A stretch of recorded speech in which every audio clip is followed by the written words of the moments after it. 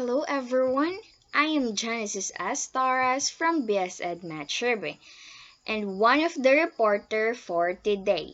Without further ado, let's begin. What is critical literacy? Critical literacy is the ability to find embedded discrimination in media. This done by analyzing the message, promoting prejudice-power relationship found naturally in media and written material. What is critical literacy? Let me read the definition. Critical literacy is the ability to read text in an active, reflective manner in order to better understand power, inequality, and injustice in human relationships. For the purposes of critical literacy, text is defined as a vehicle through which individuals communicate with one another using the codes and conventions of society. Accordingly, songs, novels, conversations, pictures, movies, and etc. are all considered text. Critical literacy is important in our daily life, especially today, to remind us to understand text deeper. It is also important to uphold critical literacy to engage the youth to become more actively engaged and use their power to promote positive environment. History and theory of critical literacy. The term critical literacy was developed by social critical theorists concerned with dismantling social injustice and inequalities. These critical theorists contend that unequal power relationships are prevalent, and those in power are the ones who generally choose what truths are to be privileged. Through institutions like schooling and government, these ideologies are supported, thereby perpetuating the status quo. Within schools, only particular knowledge is legitimized, thus including groups who are unable to contribute to the process of the authentication of that knowledge. Critical theories is just based on our traditional schooling, which is yung teacher natin is nasa front, transmitting the knowledge into learning sa mga student while sitting at their seats. Nowadays, na-engage na tayo sa new system of schooling kasi nagkaroon ng pandemic, which is online. Hindi na lang yung teacher natin yung source of learning sometimes, or maybe lagi, isa na rin si YouTube, Google, and etc. sa mga bumuo ng curiosity natin about sa topic that we want to learn. In Pedagogy of the Oppressed, Paulo Freire provides an example of how critical literacy is developed in an educational context. Freire proposes a system in which students become more socially aware through critique of multiple forms of injustice. Paulo Freire dinidescribe niya ang traditional types ng education as banking concept of education. Sa model na ito, sinasabi niya na ang mga estudyante parang isang container. Walang laman at wala ring kaalaman sa mga bagay-bagay, pero dahil sa mga magulang natin na unang source of learning natin, nabuksan yung curiosity natin, yung kaisipan natin about sa mga bagay-bagay at mas inelaborate or ipinaliwanag ng mga teacher yung mga bagay na di natin alam. Sabihin na lang natin yung teacher natin is like a water. Water represent learning. Sila yung nag-field ng information sa atin. Another example is tayo as a student is parang seeds. Buto. And gaya ng example ko kanina, yung teacher natin represent as water, which is the source of learning. So, the more na dinidiligan mo yung seeds, di ba umuusbong siya? Ganon tayo, nagsimula tayo sa isang buto na walang kaalaman. Pero nang dahil sa water, which is the learning, or na dahil sa mga teachers natin, dahil sa mga mentors natin na nakapaligid sa atin, nagkakaroon tayo ng information. So, the more na dinidiligan mo yung halaman, okay, or yung seeds, di ba, umusbong na nga kasi siya, the more na dinidiligan mo siya, mas nag-e-expand yung information niya.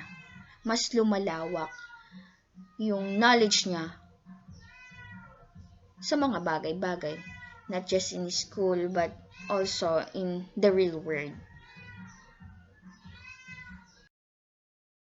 Critical literacy in practice. The development of critical literacy encourages students to question issues of power, explicitly disparities within social contexts like socio-economic status, race, class, gender, sexual orientation, etc.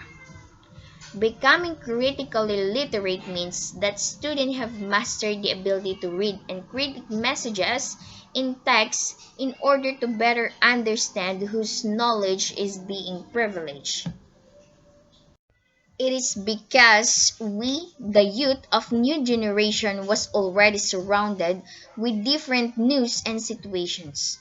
And through social media, we are sharing such kinds of news that we are not thinking where it came from, like asking yourself who's the author of the source or of this news. Is this good for the nation? Is this helpful? Is this reliable? Is this biased? Isn't it frustrating when you're receiving horrible news from unknown sources?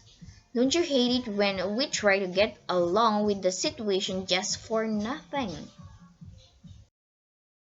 Colin Lansher and Michelle Nobel suggest na ang estudyante para maging isang critically literate, ang teacher kasi in-examine niya yung ongoing development ng isang estudyante. Once kasi na na-open na yung mindset ng isang estudyante about the real world, dyan na tumatakbo sa isipan nila kung ano nga ba yung magiging role nila dito sa mundo and how they can make sense of experiences.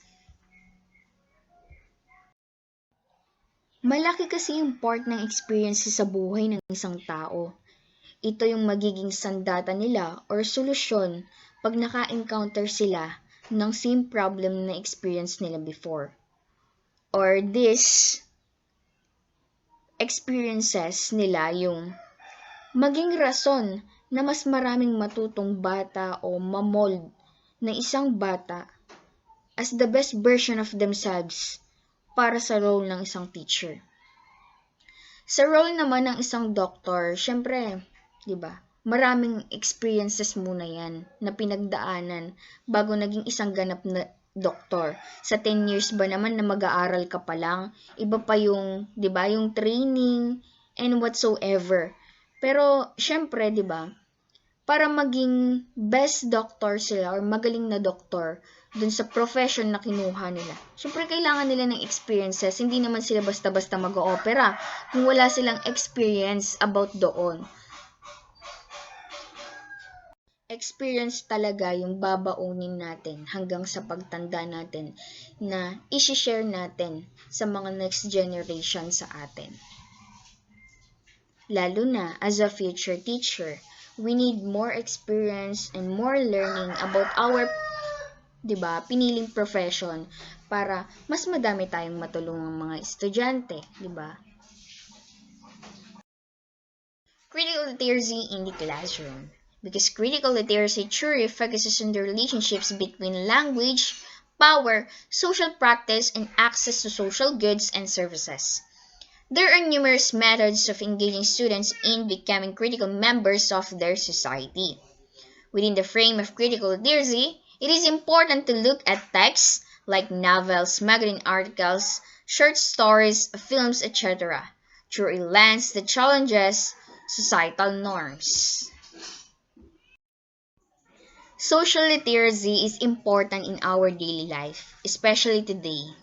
To remind us to understand text deeper, it is also important to uphold critical literacy to engage the youth to become more actively engaged and use their power to promote positive environment. Lalo na ngayon, ang daming negative issues about sa ating environment. Andyan yung depressed na kinakaharap ng karamihan sa estudyante. Some other students di na kinakaya yung bigat o pressure ng buhay kaya imbis na lumaban, sumusuko na lang. Alam niyo ba kung saan pinakamaraming pangarap? Pinakamaraming pangarap na nabuo. Sa sementeryo, oo, tama kayo ng pagkakarinig. Sa sementeryo, ang pinakamaraming pangarap na nailibing. Nailibing na lang yung pangarap nila kaya kayo na nakikinig, oo kayo. Kayo na nakikinig nito, huwag ninyong hayaan yung pangarap ninyo na maging pangarap na lang. Do something to make it happen. Ano man ang pinagdadaanan mo ngayon, laban lang. Huwag susuko. Part yun ng pagsubok ni Lord para subukan ka o tayo kung hanggang saan yung lakas mo or lakas natin na harapin yung mga challenges natin sa buhay. Always remember na may silbi tayo sa mundo kung bakit tayo nabuhay. That's the coverage of my report. Thank you.